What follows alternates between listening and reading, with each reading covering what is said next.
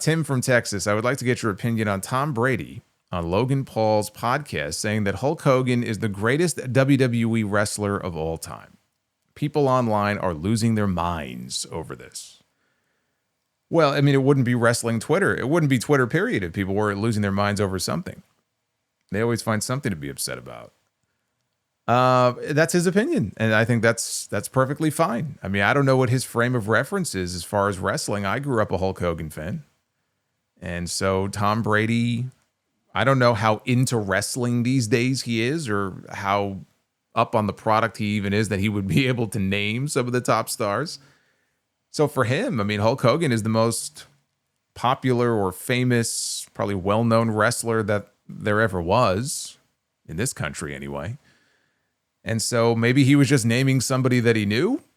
I didn't see the interview, so I don't know how it came up, if Logan asked him the question or if he brought it up himself. But, I mean, that's fine. That's his opinion. There's nothing wrong with that. There's a lot of people who would agree with him and say Hulk Hogan is the greatest wrestler of all time. Wrestler is a very heavy word because wrestler can mean so many different things. I think if you're looking at it strictly as like in-ring performer bell to bell, yes, a lot of people are going to disagree and freak out over it because Hulk Hogan will not be mistaken as the greatest mat technician that ever existed. But as far as just like the greatest wrestler, greatest superstar, yeah, Hogan's in the conversation. You can't, whatever you think of Hulk Hogan as a person, or whatever you think of what Hulk Hogan has said or done to sully his legacy over the last 10 or 15 years. And he's done a lot of stupid shit, okay? And Lord knows I've talked about it. I talk about it almost weekly now because he's always in the news. But I can also sit here and tell you that, yes, without Hulk Hogan, WWE would not be what it is today. He came along at just the right time. That partnership with him and Vince McMahon, the timing was right for them to blow it up and expand and go national and put everybody else out of business. And Hogan just had the charisma that worked. He didn't have to be the greatest in-ring worker. He was out there. He was doing interviews. He was cutting those insane, probably coked up promos. And he just had a certain charisma about him that made him very magnetic. And he brought in a lot of new fans. I was one of those fans. Would I have become a wrestling fan anyway? Probably, but I can't say for sure, right? My father and my grandfather were wrestling fans, and that was before Hogan was a thing.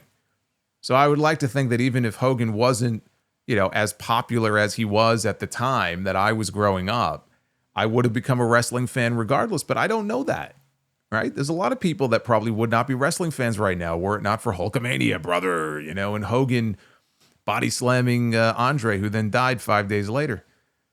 So you can't deny Hogan's place in history. I don't give a shit what you think of the guy. Hogan will always be in that conversation. You have a Mount Rushmore, like a WWE Mount Rushmore. He's on Mount Rushmore.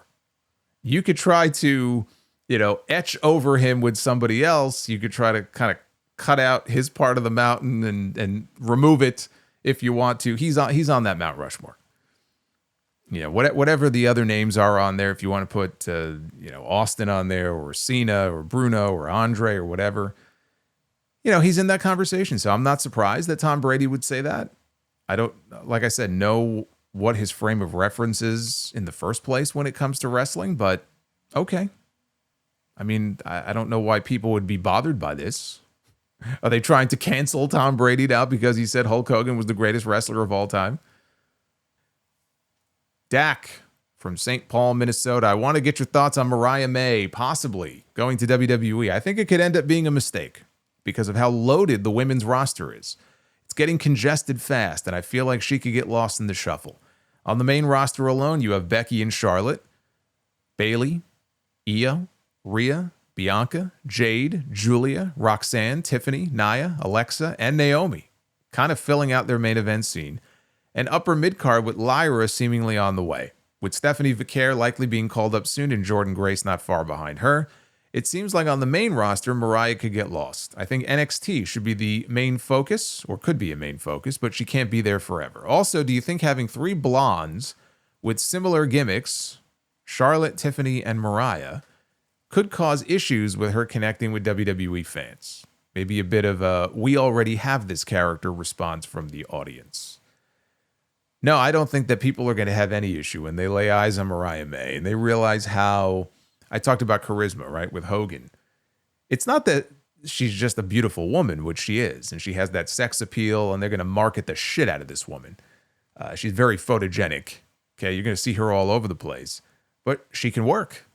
She can work her ass off, and she can talk, and she does have a very charismatic personality.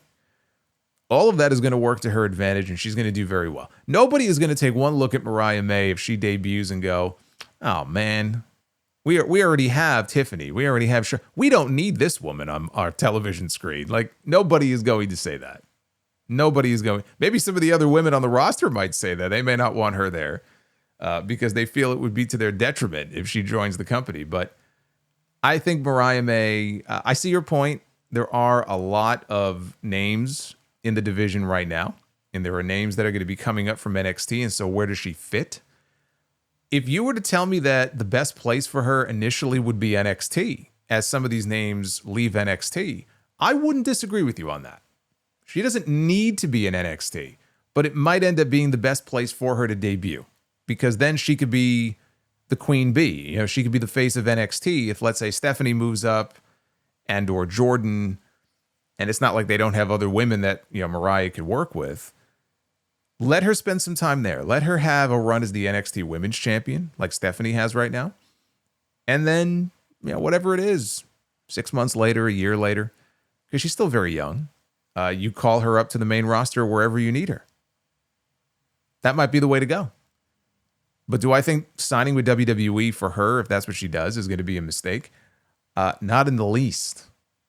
Yeah, I mean, in AEW, if she resigns and Tony Khan puts her right back on TV, sure, she'll have, you know, television time. She'll be at the top or near the top of that division. Mina, her friend, is coming in, so she could do stuff with Mina.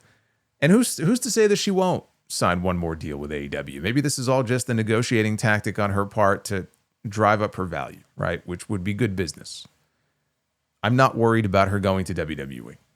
I'm not worried in the least. She's going to be fine.